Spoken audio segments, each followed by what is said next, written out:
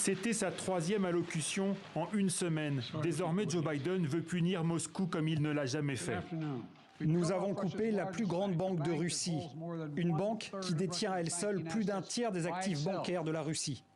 Nous l'avons coupé du système financier américain et aujourd'hui, nous bloquons toujours 4 autres grandes banques, ce qui signifie que tous leurs actifs aux États-Unis seront gelés.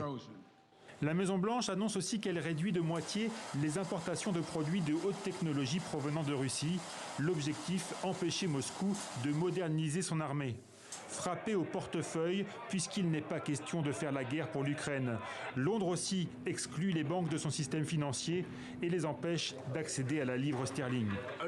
Dans l'ensemble, nous imposerons des gels d'avoirs à plus de 100 nouvelles entités et personnes, en plus des centaines que nous avons déjà annoncées. Cela inclut tous les principaux fabricants qui soutiennent la machine de guerre de Poutine. De plus, nous interdisons la compagnie Aeroflot au Royaume-Uni. Les dirigeants européens se sont réunis mercredi soir. Nous voulons isoler financièrement la Russie. Nous voulons couper tous les liens entre la Russie et le système financier mondial.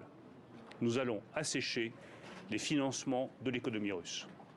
Pour y parvenir, les Occidentaux ont brandi pendant des semaines une véritable bombe économique. L'exclusion de Moscou du système SWIFT, le réseau de transfert d'informations financières le plus utilisé au monde.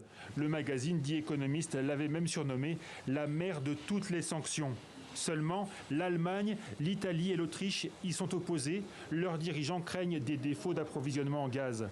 De quoi contredire l'image d'un Occident uni face à Vladimir Poutine. L'option reste sur la table, répète-t-on à Paris ou Washington.